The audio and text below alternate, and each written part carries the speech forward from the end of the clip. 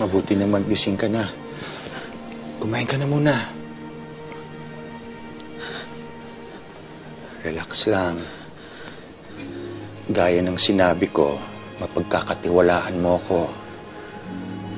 Ako si Armani Vito. Taga Maynila ako, pero madalas ako magpunta dito sa Leyte kapag nasalanta ng bagyo. Nakikipagtulungan ako sa DSWD, tsaka sa mga NGOs. Hinihingi po namin ang inyong kooperasyon. Lahat mabibigyan ng pagkain, medical assistance at lahat pa ng kailangan ninyo.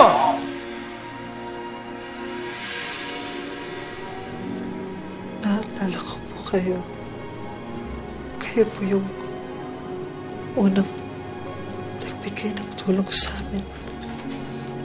I'm glad you remember me. Sir, maraming salamat po. Walang anuman. Ang mahalaga, ligtas ka.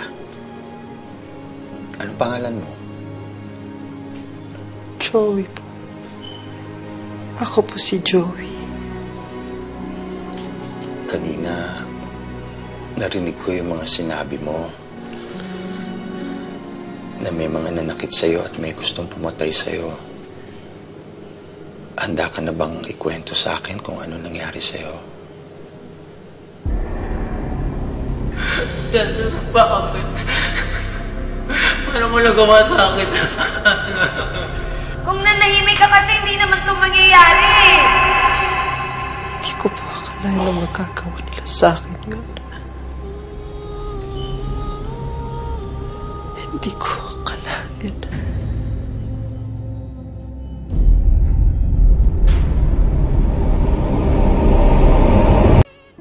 Napakasama nilang lahat.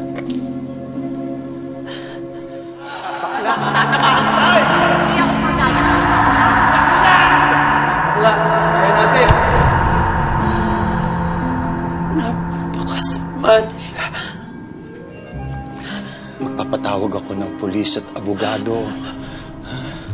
Gusto mo para naman makuha mo ang hustisyang nararapat sa'yo. Sabi, hindi na po. Joey, don't be afraid. Kung mananahimik ka, baka lang lalong maulit ito. Sir, wag na po. Nakikiusap po ako.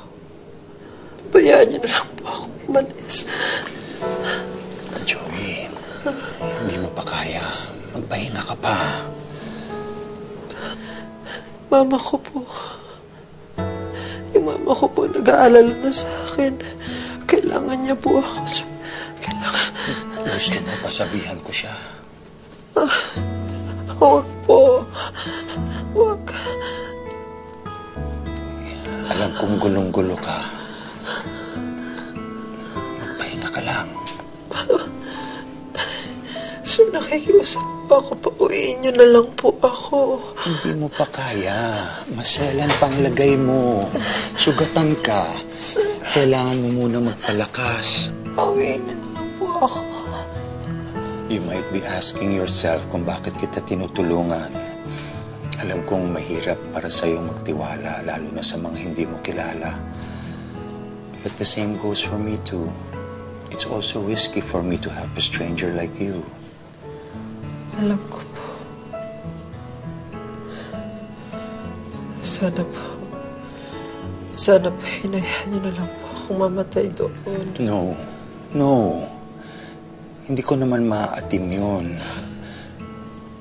My mission in life is to reach out and help people. But for some reason,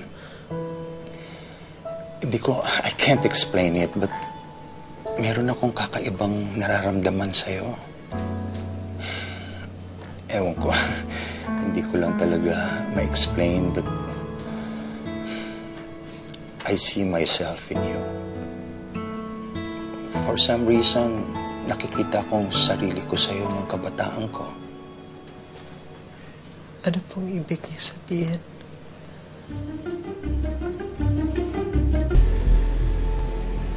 Yung tama o yung dapat?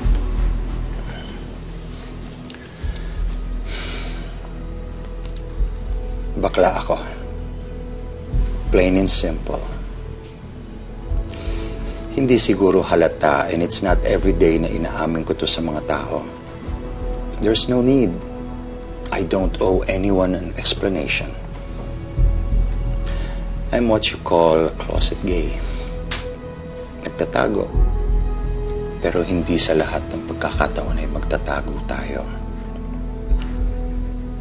Kaya ko to sinasabi sa'yo para lalo kitang matulungan. Ituring mo na lang ako na parang isang ama na nagsasalita o isang nakatatandang kapatid o isang kauri, kaisa. But correct me if I'm wrong. Kahit na paulit-ulit nila akong saktan.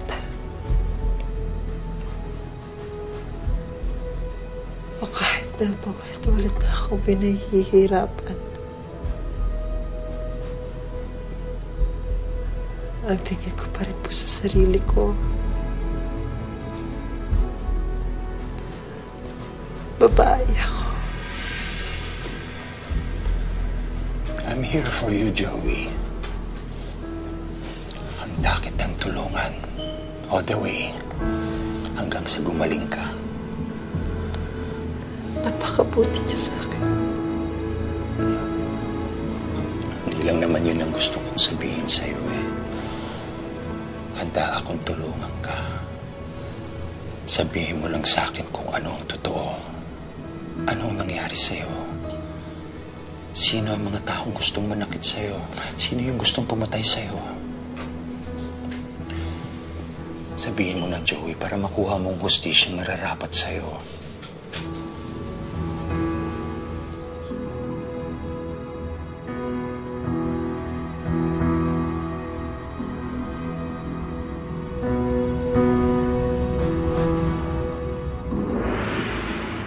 Ayoko